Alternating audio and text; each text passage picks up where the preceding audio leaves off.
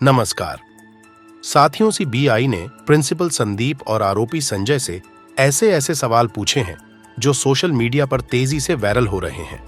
इसमें कई चौंकाने वाले खुलासे हुए हैं। एक बार तो सीबीआई ने पूछ लिया कि तुम्हारे पीठ और जांघ पर क्या तुम्हारी गर्लफ्रेंड ने खरोंच दिए हैं। इसके अलावा भी सीबीआई ने कई हिला देने वाले सवाल पूछे हैं।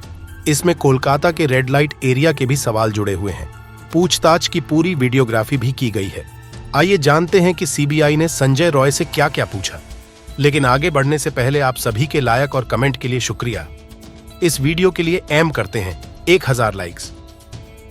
सीबीआई ने पहले सवाल में पूछा कि क्या तुम नर्वस हो, जिसके जवाब में संजय बोला कि सर मैंने कुछ नहीं किया, मैं निर्दोष हूं, इसलिए मैं नर्वस नहीं हूं।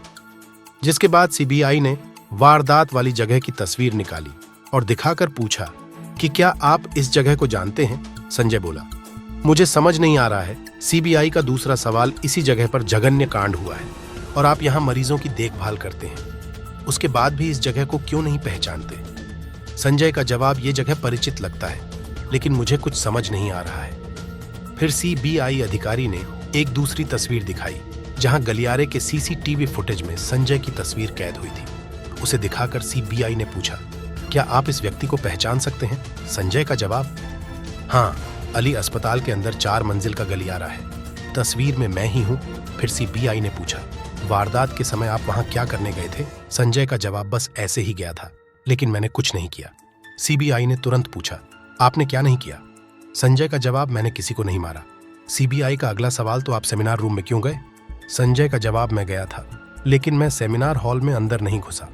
इसके बाद सीबीआई का खून खौल उठा क्योंकि संजय झूठ बोल रहा था। सीबीआई ने गुस्से में पूछा अगर आप हॉल में दाखिल नहीं हुए तो उस कमरे में आपके ब्लूटूथ के एक हिस्से का क्या हुआ। संजय का जवाब मुझे नहीं पता। सर सीबीआई का अगला सवाल क्या आप जानते हैं कि वो महिला डॉक्टर उस सेमिनार कक्ष में सो रही थी। संजय का उत्तर मुझे नहीं पता था, मैंने सेमिनार हॉल में घुसकर देखा, मुझे पहले पता नहीं था। सीबीआई का अगला सवाल आपने तो अभी कहा था कि आपने हॉल में प्रवेश नहीं किया, तुमने तो कहा था कि हॉल में कोई नहीं है। संजय का जवाब नहीं, कमरे में रोशनी बहुत धीमी थी, पहले तो यह खाली खाली लग रहा था, तभी मैंने देखा कि कोई लकड़ी तख्त पर लेटी हुई है। सीबीआई का अगला सवाल चौथी मंजिल पर जाने से पहले आपने 5वीं मंजिल पर क्या किया। संजय का जवाब थोड़ा शांत, मैं ऐसे ही गया था। सीबीआई का अगला सवाल हर सुबह आप अस्पताल की विभिन्न मंजिलें पर क्यों घूमते हैं। संजय ने कोई उत्तर नहीं दिया। दोस्तों मैं आपको बता दूं कि संजय वारदात को अंजाम देने से पहले कई दिनों से उस ट्रेनी महिला के पीछे लगा हुआ था। इसके कई सबूत भी सामने आ चुके हैं। शायद वह महिला पहले भी सेमिनार हॉल में सोई थी। उसने पहले भी कई बार उस महिला को सेमिनार हॉल में सोते हुए देखा था और फिर उस रात उसने जाकर वह कारनामा कर दिया जिसकी उम्मीद किसी को नहीं थी। सीबीआई का अगला सवाल आप कहते हैं कि आपने कुछ नहीं किया, तो किसने किया। संजय बोला सर मुझे नहीं पता। सीबीआई का सवाल क्या आपने उस कमरे में किसी को देखा। संजय बोला नहीं, मैंने किसी को नहीं देखा। सीबीआई का सवाल आपने कहा कि आप उस कमरे में नहीं गए। संजय बोला मैं कमरे में नहीं घुसा, मैंने दरवाज़ा धक्का दिया और अंदर झांका। सीबीआई का सवाल आपने झांक कर क्या देखा। उत्तर खाली कमरा, मैंने किसी को नहीं देखा। सीबीआई का सवाल फिर आपने क्या किया। संजय का उत्तर मैं नीचे आ गया और फिर मैं घर चला गया। संजय के इस झूठे जवाब को सुनकर एक बार फिर से सीबीआई अधिकारी तिलमिला गए क्योंकि कमरे में झांकने के बाद वह 35 मिनट तक अंदर घुसा रहा। वह सोए हुए महिला पर जंगली जानवर की तरह कूद पड़ा था। वो कई दिनों से उस महिला को घूर रहा था। पूरे 35 मिनट तक उसने महिला के साथ जघन्य अपराध किया, लेकिन फिर भी वह कहता है कि मैंने झांका देखा और घर चला गया। संजय के इस घूमने वाले जवाब को सुनकर सीबीआई ने सीसीटीवी फुटेज का समय दिखाकर पूछा खाली झांकने में 35 मिनट से ज्यादा का समय क्यों लगा। सीबीआई का यह सवाल सुनते ही संजय बिल्कुल चुप हो गया क्योंकि इसी 35 मिनट में उसने पूरे भारत को हिला दिया था। लेकिन इसके बाद सीबीआई ने संजय से सबसे खतरनाक सवाल पूछ दिया। सीबीआई ने एक और तस्वीर दिखाकर पूछा बताइए कि आपकी बाएं जांघ के पीछे, पीठ पर और बाएं हाथ पर यह खरोंच कैसे आई है। इसके जवाब में संजय बोला सर मुझे याद नहीं है। फिर सीबीआई ने पूछा डॉक्टरों का कहना है कि पीड़ित महिला के शरीर पर भी खरोंच के निशान हैं। संजय बोला इसका मुझे ध्यान नहीं। दरअसल दोस्तों संजय ने जब उस ट्रेनी डॉक्टर महिला के साथ सेमिनार हॉल में जबरदस्ती की थी तो उस वक्त महिला ने अपनी सुरक्षा के लिए अपने नाखून से संजय के ऊपर वार किया था। इसके बाद संजय ने भी उन पर तेज प्रहार किए थे और उनके शरीर के कई हिस्सों से खून निकल रहे थे। लेकिन सीबीआई का अगला सवाल सबसे हैरान करने वाला था। सीबीआई ने पूछा, क्या आपके शरीर पर यह आपकी गर्लफ्रेंड के खरोंच के निशान हैं? संजय बोला, हाँ, शायद हो सकता है। सीबीआई ने पूछा, ये कब हुआ? आपकी गर्लफ्रेंड ने आपके शरीर पर खरोंच के निशान कब कर दिए? संजय बोला। उसी रात सीबीआई के सामने संजय खुलेआम झूठ बोल रहा था। सीबीआई का अगला सवाल, आपकी प्रेमिका कहाँ रहती है?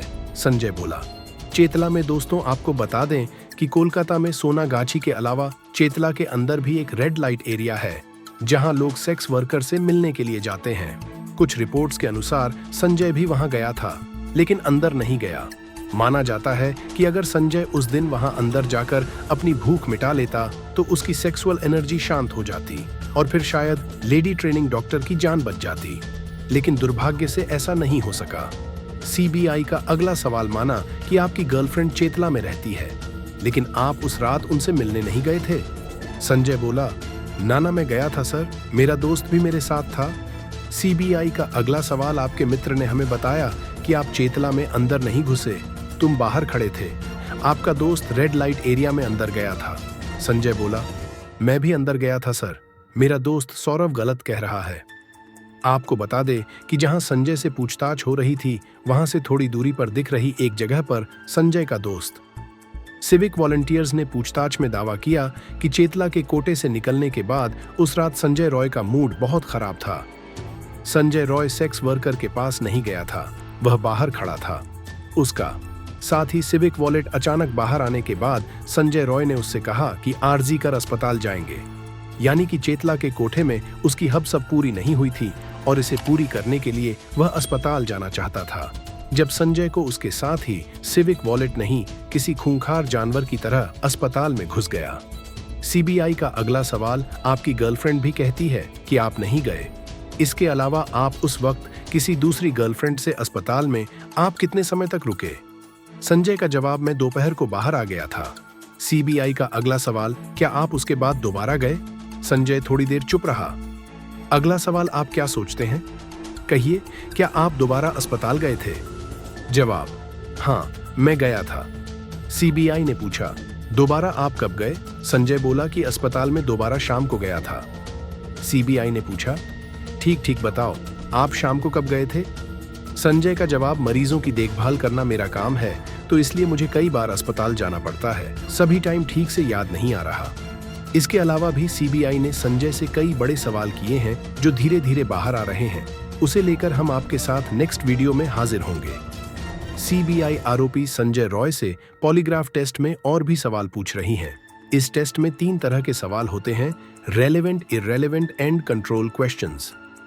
चेतला के कोठे से संजय डायरेक्ट अस्पताल क्यों गया, इसे लेकर सीबीआई काफी कुछ जानना चाहती थी।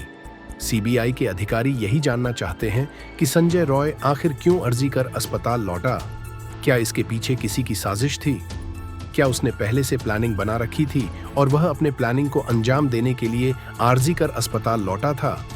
सीबीआई इससे पहले संजय रॉय को आरजी कर अस्पताल भी ले गई थी और पूरी वारदात को रिक्रिएट किया था। अब पूछताछ के आधार पर सीबीआई दूसरे राज्य जानने की कोशिश कर रही है। अब आइए जानते हैं पूर्व प्रिंसिपल संदीप घोष से पूछे गए हुए 25 सवाल, जिसे सुनकर खुद प्रिंसिपल कांपने लगे थे। पहला सवाल, क्या आपका नाम संदीप है? ORR, अपना मोबाइल नंबर बताए, फोन रखते हैं वो अभी बताए। दूसरा सवाल, क्या आपका जन्म कोलकाता में हुआ है? तीसरा सवाल, क्या वारदात वाले दिन आप हॉस्पिटल में थे? चौथा सवाल, क्या आज शनिवार है? नेक्स्ट। क्या आपको पता है कि पीड़िता का रेप किसने किया? नेक्स्ट। क्या आपने कभी झूठ बोला है? नेक्स्ट। क्या आसमान का रंग नीला है? नेक्स्ट। क्या आपको पता है कि पट्टा का मर्डर किसने किया? नेक्स्ट। क्या पीड़िता का गैंग रेप हुआ था? नेक्स्ट। क्या पुलिस को आपने इस वारदात की जानकारी दी थी? नेक्स्ट। क्या आपने वारदात वाले दिन पीड़िता को देखा था या उससे मुलाकात हुई थी?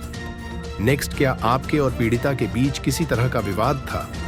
नेक्स्ट। क्या आपने पीड़िता के परिजनों को इस हत्या को आत्महत्या बताया था? नेक्स्ट, क्या वारदात की सूचना पुलिस को देर से दी गई? नेक्स्ट, अगर हाँ तो क्यों? नेक्स्ट, आप खुद एक डॉक्टर है, क्या आपको नहीं लगता था कि क्राइम सीन को सुरक्षित रखना जरूरी होता है? नेक्स्ट, क्राइम सीन का रेनोवेशन क्या आपने करवाया?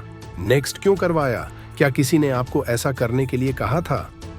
नेक्स्ट, परिवार को जो जानकारी दी क्या वह किसी के कहने पर दी गई थी? नेक्स्ट, सबूतों के साथ छेड़छाड़ एक अपराध है, इसकी जानकारी है आपको। नेक्स्ट, क्राइम सीन को आपने जांच पूरी होने तक सुरक्षित क्यों नहीं रखा? नेक्स्ट, वारदात के बाद आपने तुरंत अपना इस्तीफा क्यों दे दिया? इतनी जल्दी किस बात की थी? नेक्स्ट, क्या आपको रिजाइन करने के लिए किसी ने दबाव बनाया था? नेक्स्ट, आपने वारदात के बाद किस किस से बात की? वारदात की जानकारी फोन पर किस किस को दी?